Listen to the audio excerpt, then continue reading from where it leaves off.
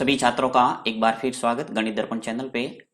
हम पढ़ेंगे Rajasthan education department द्वारा जारी स्माइल 3.0 जो प्रोग्राम चल रहा है उसके अंतर्गत जो 4 अगस्त 2021 को कक्षा 9th के अंदर कक्षा 9th और 4 अगस्त 2021 को मैथ्स का जो विषय वस्तु आपको भेजा गया है बहुपद से संबंधित जो दूसरा अध्याय है आपके, उस दूसरा अध्याय से संबंधित आज का जो टॉपिक है वो है एक चर वाले बहुपद। ठीक है, यहाँ पे आपको अपना नाम लिखना है और विद्यालय का नाम लिखना है और अपने विद्यालय के अंदर इसको जमा करवाना है। ठीक है, तो शुरुआत करते हैं। यहाँ पे एक एक करके क्या क्या प्रश्न दे रखे हैं उन प्रश्नों को बहुत ही सरल तरीके से समझने का हम प्रयास करेंगे।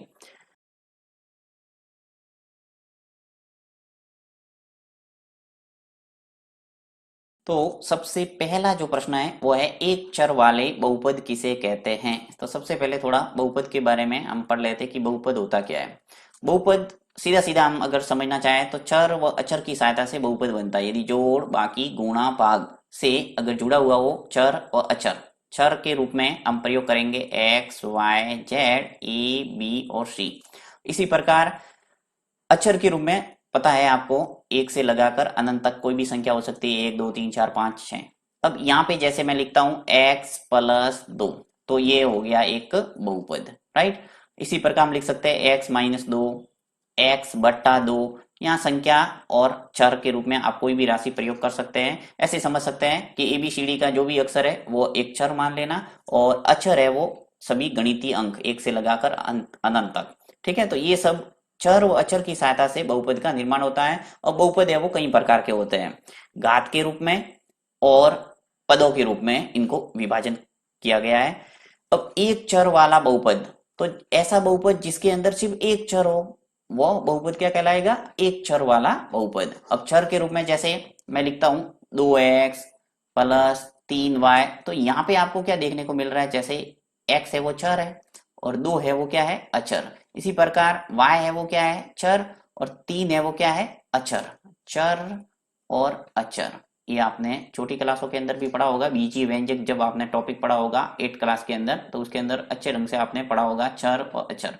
ठीक है, तो ज्यादा इसके अंदर डिटेल में नहीं जाएंगे, यहाँ पे हम सीधा टॉपिक पे रहेंगे। तो देखिए 2x प्लस 3y, अब 2x प्लस 3y जो ये बहुपद है एक तरह का, इसमें दो चर है। तो यहाँ बात हो रही है पहले प्रश्न के अंदर कि एक चर वाले बहुपद किसे कहते हैं। तो यहाँ पे अब इसका उत्तर कैसे लिखना है कि ऐसा बहुपद, मैं आपको पूरा इसका जो उत्तर कैसे लिखना है वो लिख के बता रहा हूं। इसको हटा देता हूं मैं।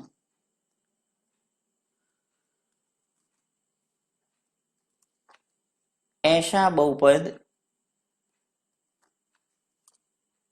जिसमें एक चर हो, जिसमें एक चर हो, एक चर वाला बहुपद कहलाता है।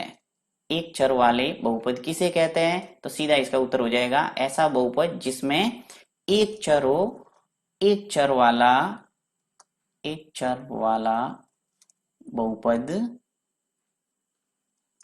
कहलाता है।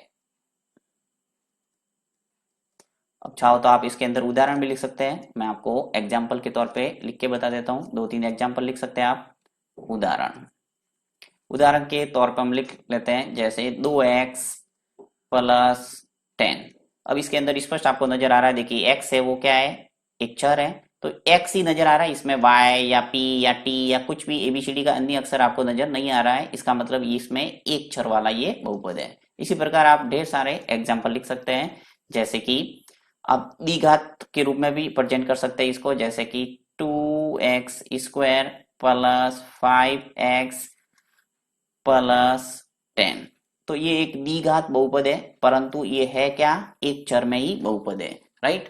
क्योंकि इसके अंदर आपको एक x ही नजर आ रहा है, इसके अंदर अन्य कोई y t या ABCD का अक्षर नजर नहीं आ रहा है, इसका मतलब ये एक चर वाला बहुपद हुआ।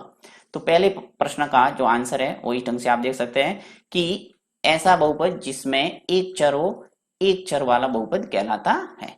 ठीक है, नेक्स्ट आगे बढ़ते हैं। दूसरा दूसरा प्रश्न क्या है कि रेखिक बहुपद का एक उदाहरण दीजिए। अब रेखिक बहुपद क्या है, देख बहुपद है वो कई प्रकार के होते हैं, जैसे कि अगर किसी बहुपद के अंदर चर की घात, अब चर व अचर अच्छे ढंग से आपके दिमाग में बैठ गया होगा। चर यानी एबीसीडी के सभी अक्षर और अचर यानी गणितीय अंक, ठीक है। अब चर यानी एक्स वाई जेड के रूप में आप प्रयोग करेंगे, तब इन चर के ऊपर यानी घात के रूप में यदि आपको एक घात नजर आती है, कहीं जहां आपके कोई घात नहीं होगी वो एक घात होगी, अगर एक घात नजर आती है तो उसे कहेंगे रेखिक बहुपद, ठीक है।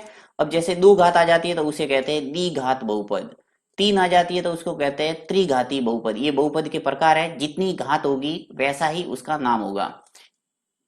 एक घात वाले बहुपद को कहते हैं रेखिक बहुपद। अब इसने पूछा है कि रेखिक बहुपद का एक उदाहरण लिखिए, तो रेखिक बहुपद का उदाहरण सिर्फ आपको पूछा है, तो आप परिभाषा भी साथ में दे दे तो बेस्ट रहेगा। तो लिख लेते हैं कि ऐसे बहुपद जिसमें चर की अधिकतम घात क्या हो, एक हो, रेखिक बहुपद कहलाते हैं। तो यहां मैं आपको उत्तर लिख के बता देता हूं, लिख लेते हैं ऐसे बहुपद जिसमें ऐसे बहुपद जिसमें चर की अधिकतम घात आपको लिखना पड़ेगा, क्योंकि किसी भी बहुपद की जो अधिकतम घात होगी वही बहुपद की घात कहलाती है, जो आगे हम देखेंगे। तो देखिए, जिसमें चर की अधिकतम घात एक हो, या हिंदी में लिख लो एक, अधिकतम घात एक हो,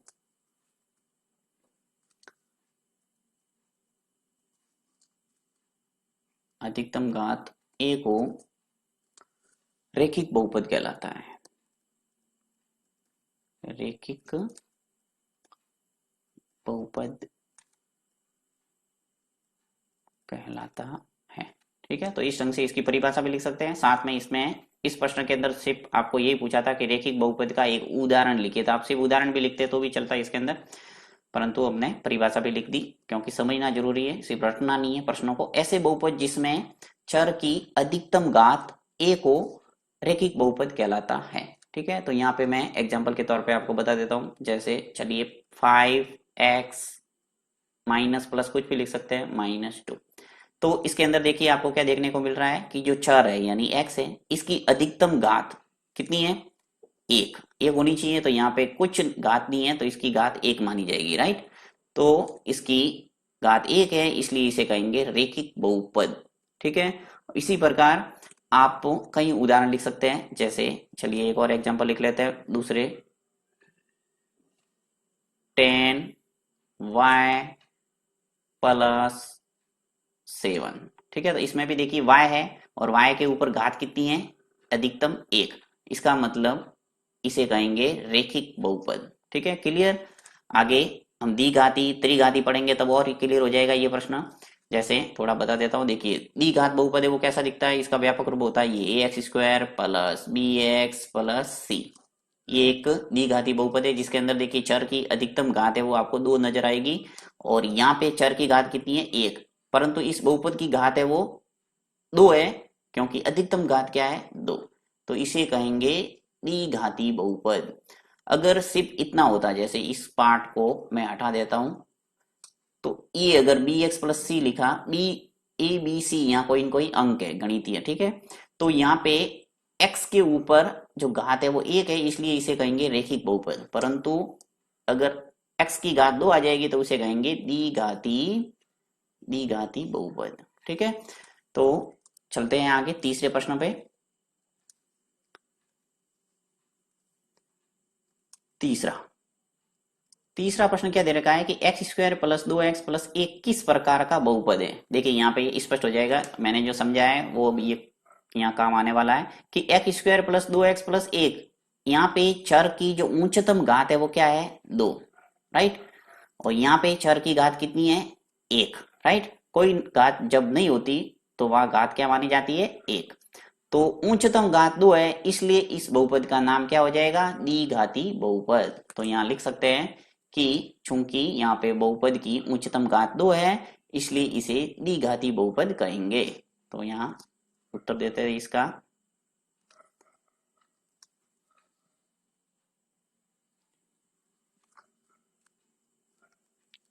लिख लो यहाँ पे कि ऐसा बहुपद, ऐसा बहुपद जिसमें चर की उच्चतम या अधिकतम, कोई भी लिख सकते हैं, उच्चतम घात 2 हो, उसे द्विघाती बहुपद कहते हैं।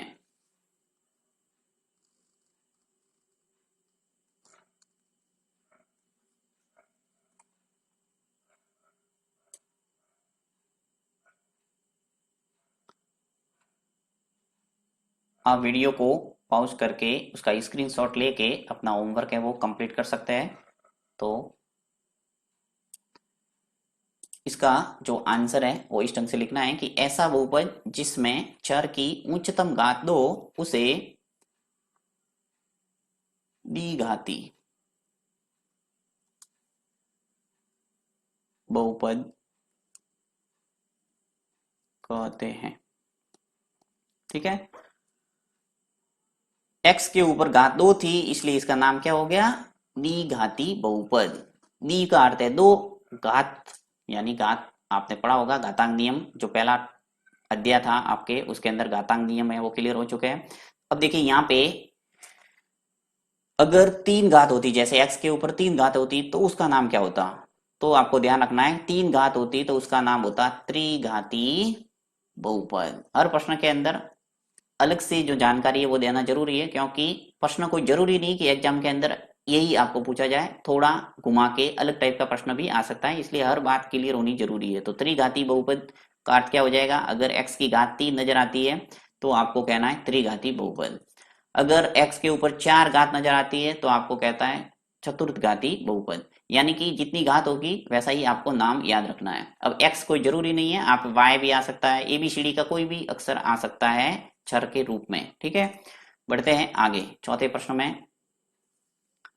चौथा प्रश्न क्या है, नीचे दिए गए प्रत्येक बहुपद की घात ज्ञात कीजिए। देखिए यहाँ पे आपके किसी भी बहुपद की घात है वो कैसे पता करना है वो क्लियर हो जाएगा। पहला प्रश्न, चौथे का पहला प्रश्न है, x की घात 3, सॉरी x की घात 7, x की घात 6 और 3, ये प्रश्न है। अब इस बहुपद के अंदर आपको देखना है कि उच्चतम घात क्या है। देखिए यहाँ पे x की घात 7 है वो मुझे हाईएस्ट नजर आ रही है, ये x की घात जो 7 है वो सबसे बड़ी है, इसलिए इस बहुपद की जो घात है वो कितनी हो जाएगी, 7। यानी जिस बहुपद के अंदर जितनी घात सबसे अधिकतम होगी वही उसकी घात कहलाएगी। तो यहाँ पे मैं हर प्रश्न का उत्तर दे देता हूं। पहला प्रश्न लेते हैं, साइड में कर लेता हूं। चलिए पहला प्रश्न है कि x की घात 7 प्लस x की घात 6 प्लस 3। अब इसकी आपको घात पूछा है तो यहाँ पे बहुपद की घात तो लिख लेते हैं, इसकी जो घात है वो कितनी है, 7। ठीक है, नेक्स्ट दूसरा है 9। अब इसके अंदर ये एक अचर बहुपद है जिसके अंदर चर दिख रहा ही नहीं है आपको, राइट। अब चर नहीं दिख रहा है तो चर आप लगा भी सकते हैं, कैसे लगा सकते हैं, देखिए 9 है, इसके साथ में मैं x के ऊपर घात 0 लगा के लिख सकता हूं, क्योंकि किसी भी संख्या के ऊपर घात जब 0 होती है तो उसका मान कितना होता है, 1। ये आपको पता होगा घातांक नियम से। तो यहाँ पे 9 का गुणा जब 1 से हो जाएगा, वापस देखिए 9x की घात 0 लिखा मैंने, तो 9 इंटू 1 करेंगे तो वापस आ जाएगा 9। यानी सवाल में कोई चेंज नहीं किया मैंने, सिर्फ आपको समझाने के लिए x की घात 0 लगाया है। तो इसका मतलब क्या हुआ कि जब भी आपको अचर बहुपद देखने को मिले तब उसकी घात कितनी हो जाएगी, 0, क्योंकि यहाँ पे देखिए उच्चतम घात x की कितनी नजर आ रही है, 0, राइट। तो ये आपको ध्यान रखना है कि जब भी कोई संख्या दे दे, सिंगल संख्या, 9 की जगह कोई भी संख्या आ सकती है, 5, 10, तो उसकी घात अगर पूछा जाए तो आपको लिखना है 0। तो यहाँ घात हो जाएगी 0। ठीक है, नेक्स्ट तीसरा है x प्लस 5, x प्लस 5। अब x प्लस 5 के अंदर आपको x दिख रहा है, उसके ऊपर घात कितनी नजर आ रही है, 1। कोई नहीं है तो घात कितनी होगी, 1। यानी कि इस बहुपद की घात कितनी हो गई, 1। ठीक है, आप लिख भी सकते हैं समझने के लिए x की घात 1। फिर है 25 की घात के एक पदी का एक उदाहरण दीजिए। आपको 25 की घात वाला एक पदी का उदाहरण लिखना। आप ढेर सारे उदाहरण लिख सकते हैं। आपको घात के रूप में 25 लिखना है, A B C D X Y Z कोई भी आप लिख सकते हैं, उसके ऊपर घात 25 चढ़ा दो और वो एक पद के रूप में लिखना है। देखिए यहाँ पे फॉर एग्जाम्पल के तौर पे लिख देते हैं उदाहरण।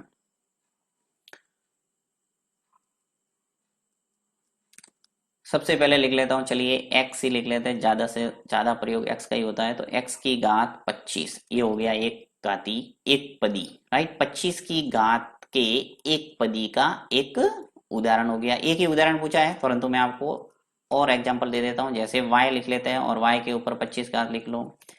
t भी लिख सकते हैं, t के ऊपर 25 लिख लो। तो ऐसे कई उदाहरण आप लिख सकते हैं। लिख लेते हैं 25, ठीक है। अब एक पदी अगर थोड़ा कंफ्यूजन होता होगा तो मैं क्लियर कर लेता हूँ। एक पदी का मतलब क्या है, जैसे देखिए मैं यहाँ पे जैसे उदाहरण लिखे थे, यहाँ पे x की घात 7, x की घात 6 और 3। तो इसके अंदर आपको तीन पद नजर आ रहा है। देखिए प्लस प्लस के रूप में तीन जुड़े हुए, 1 2 और 3। तो ये एक जो बहुपद है वो त्रिपदी है, यानी इसके अंदर तीन पद नजर आ रहे हैं, राइट। फिर देखो जैसे ये x प्लस 5 लिखा था मैंने, तो इसके अंदर आपको कितने पद नजर आ रहे हैं, 2। तो ये एक द्विपदी हो गया। और ये जो 9 है वो एक पदी है। तो समझ गए होंगे कि जिसके अंदर एक पद नजर आता है वो एक पदी है। जैसे कि देखिए हमने उदाहरण लिखे x की घात 25, एक ही पद है, इसके अंदर प्लस माइनस में कोई जुड़ा हुआ नहीं है। इसी प्रकार y के ऊपर 25 है, t के ऊपर 25 है, परंतु एक ही पद नजर आ रहा है, इसलिए कहेंगे इसको एक पदी, राइट। अब इस प्रश्नों के अंदर 5 जो प्रश्न है, इसके अंदर मैंने पूरी कोशिश की है आपको सरल से सरल भाषा में समझाने की। फिर भी किसी प्रकार का कोई डाउट है तो आप कमेंट बॉक्स में लिख सकते हैं। मैं वापस इसी टॉपिक को लेकर वापस एक्सप्लेन करके एक अच्छा वीडियो बनाने का प्रयास करूंगा। थैंक्स।